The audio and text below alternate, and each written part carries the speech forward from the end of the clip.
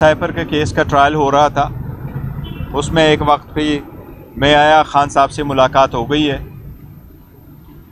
एक one point पे खान साहब ने उसका बॉयकॉट किया था और बॉयकॉट है भी। द रीज़न बीइंग, जिस तरीके से ट्रायल चलाया जा रहा है, जिस तरीके से इसको रश किया जा रहा है, जिस तरीके से प्रोसिक्यूशन आज हर सूरत अपना एविडेंस कंक्लूड करना चाह रही है, हम सारे समझते हैं कि ये आईन और क़ानून की ख़िलाफ़ वर्जी है। ये अदालतों की उन अहकामात की ख़िलाफ़ वर्जी है जिस तरीके से इंस्ट्रक्शन दी गई थी कि इन ट्रायल को कंक्लूड करो।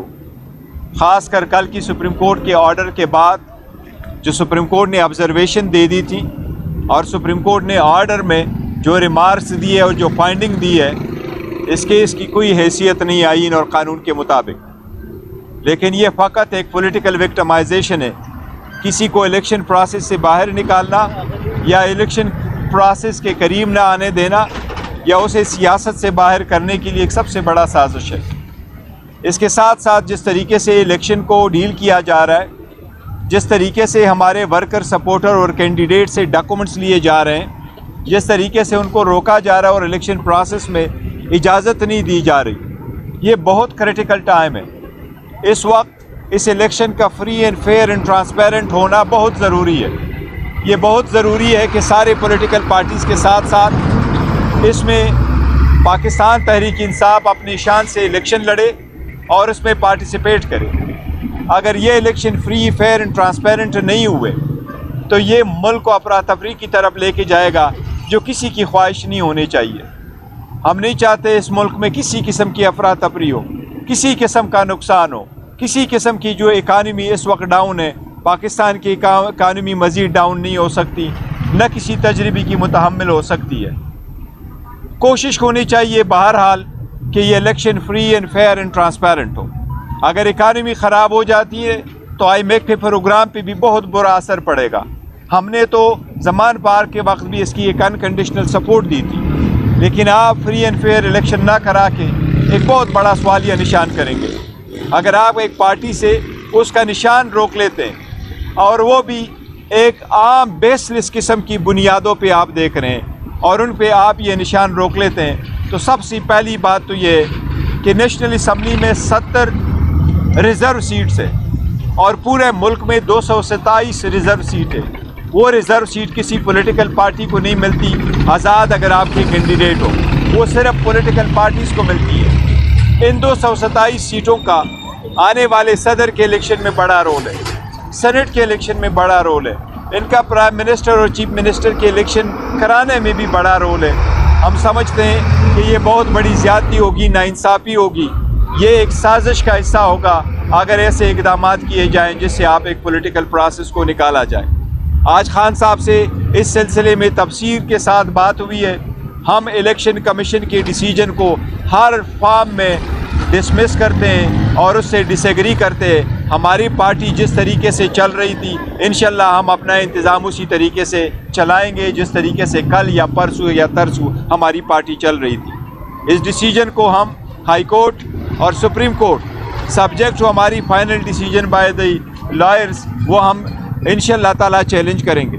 अदलिया से हमारी दरख्वास्त होगी कि जल्द से जल्द इस पे फैसला करें, क्योंकि ये मसला सिर्फ हमारा नहीं है बल्कि पूरे सियासी निज़ाम और जमहूरियत का है और पाकिस्तान के 25 करोड़ आवाम के साथ जो बुनियादी हकूक़ है और इनके मुताबिक जो हुकूमतें बनने का हक़ है उससे मुताल्लिक़ है। हमारी अदलिया से दरख्वास्त होगी कि जब भी हमारी पिटीशन आए उसको जल्द से जल्द सुना जाए।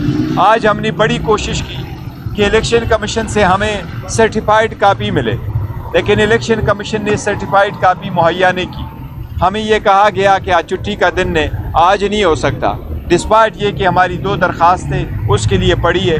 हमारी अदलिया से दरख्वास्त होगी कि ज़रूर कोई ऐसी इक़दाम करे जिस तरीके से कल सुप्रीम कोर्ट ने ऑर्डर किया है, ताकि मुल्क में फ्री फेयर इलेक्शन का इनेकाद मुमकिन हो सके और आवाम का ये बुनियादी हक़ की बजावरी जो है हो सके। सुप्रीम कोर्ट की 1968 से जजमेंट है और 1968 में जबकि पाकिस्तान ईस्ट और वेस्ट पाकिस्तान हुआ करता था, तब से ये चला आ रहा है कि इलेक्शन कमीशन मुल्क के हर सूबे में मौजूद है और हर हाई कोर्ट इलेक्शन कमीशन के ख़िलाफ़ अपना राइट इस्तिता कर सकती है।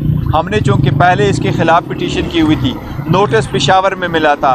पेशावर में जो हमारी ऑर्गेनाइजेशन है वहाँ बायोमेट्रिक की ज़रूरत नहीं थी, पकड़ दकड़ नहीं थी, वो जा सकते थे, एफिडेविट करवा सकते थे और अपना पावर ऑफ अटॉर्नी साइन कर सकते थे, इसलिए वो वहाँ चले गए थे। दूसरी बात यह है कि साथ साथ कि पेशावर हाई कोर्ट में हमारा इलेक्शन भी हो गया था। पेशावर हाई कोर्ट में पहले से भी हमारी पिटीशन पेंडिंग थी, इसलिए हमने पेशावर हाई कोर्ट को मुंतखब कर लिया था। लेकिन यह अभी डिसीजन करना है कि कहाँ फाइल करना है। उम्मीद है कि पेशावर हाई कोर्ट कर ले या सुप्रीम कोर्ट कर ले, लेकिन एनीवे दोनों ऑप्शन है। सुप्रीम कोर्ट हम इसलिए जा सकते हैं कि आर्टिकल 184 में फाइल कर सकते हैं कि इलेक्शन का इनेकाद कराना ये बुनियादी हक का हिस्सा है। पहली भी इस किस्म की केसेस सुप्रीम कोर्ट में आ चुकी हैं, वो एक ऑप्शन है, लेकिन अभी फाइनल नहीं हुआ कि कहाँ जाना है। देखो, हमारी पार्टी का सरबराह खान साहब है, थे और रहे और रहेंगे इंशाअल्लाह ताला। जब तक वो बाहर नहीं आते मैं वो फ़राइज़ सरअंजाम दूंगा जो खान साहब ने मुझे तफवीज़ किए हैं। आज भी मैं उसी कुर्सी पे बैठ के वहाँ से जो ऑर्डर इशू करने थे, जो